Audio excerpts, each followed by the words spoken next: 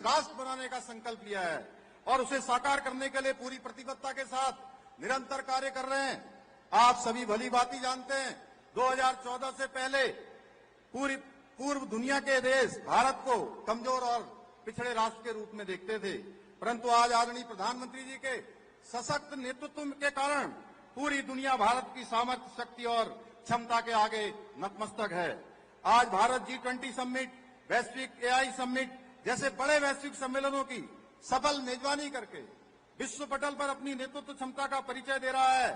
आज पूरी दुनिया मान रही है कि भारत विश्व की सबसे बड़ी आर्थिक शक्ति के रूप में जल्द ही उभरने वाला है, परंतु हमारे कांग्रेस के मित्रों को विश्व पटल पर भारत की बढ़ती प्रतिष्ठा और सम्मान रास नहीं आ रहा है। कांग्रेस के लोग आदरणीय प्रधानमंत्री मोदी जी का विरोध करने के चक्कर में आज देश का विरोध करने लगे हैं। हाल ही में आपने देखा होगा देश के अंदर एक पूरी विश्व की AI बड़ी समिट के दौरान इन लोगों ने सारी हदें पार कर दी और वैश्विक ग्लोबल लीडर्स के सामने भारत को नीचा दिखाने का प्रयास किया। अपने युवराज के अपरिपक्व नेतृत्व में आज पूरी कांग्रेस दिशाहीन और देश विरोधी हो चुकी है।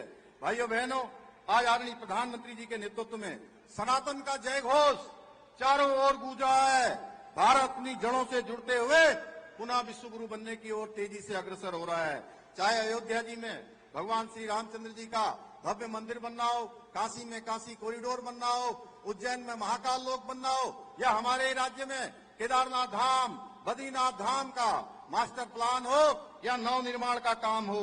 आज हमारी धार्मिक धरोहरों को संवारने का, सजाने का उल्लेखनीय कार्य किया जा रहा है, पर हमारे विपक्ष को ये सब रास नहीं आ रहा है। ये वही लोग हैं जिन्होंने भगवान श्री राम के भव्य मंदिर को बनने से रोकने के लिए अपनी पूरी ताकत लगा दी थी। भाइयों बहनों, आज आदरणीय प्रधानमंत्री श्री नरेंद्र मोदी जी के नेतृत्व में, आदरणीय गृह मंत्री जी के मार्गदर्शन में हमारे प्रदेश में डबल इंजन की सरकार द्वारा प्रदेश के समग्र विकास के साथ साथ हमारी समृद्ध सांस्कृतिक विरासत के संरक्षण और संवर्धन की दिशा में भी निरंतर कार्य किया जा रहा है।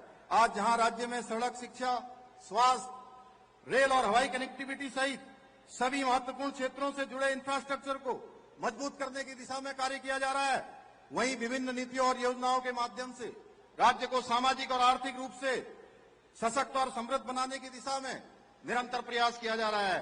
वर्ष 2023 में ग्लोबल इन्वेस्टर समिट का हमने आयोजन किया था।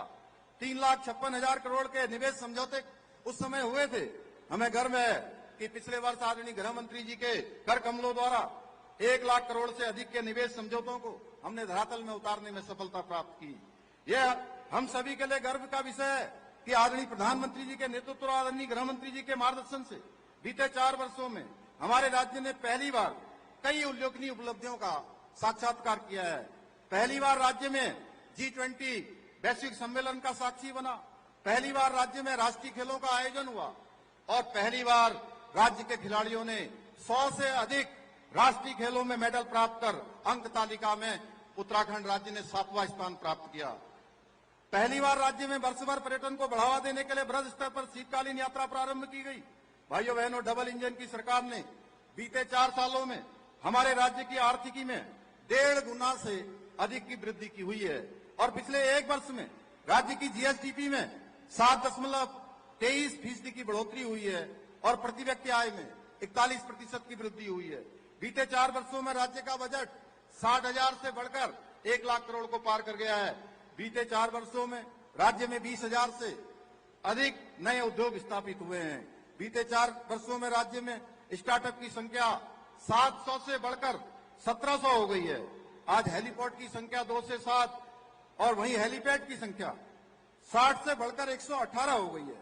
बीते 4 वर्षों में बिजली उत्पादन 3 गुना बढ़ गया है। राज्य में होटलों की संख्या में 25% की बढ़ोतरी हुई है, वहीं नए होम स्टे की संख्या में 50% से अधिक की बढ़ोतरी हुई है।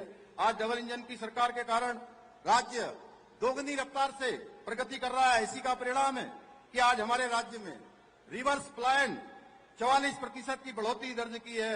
आज लोग पुनः अपने पैतृक स्थानों को, अपने गांवों को पुनः लौट रहे हैं। हम किसानों की आय वृद्धि करने के साथ साथ मत्स्य विकास के क्षेत्र में देश के अग्रणी राज्य बने। हमारा राज्य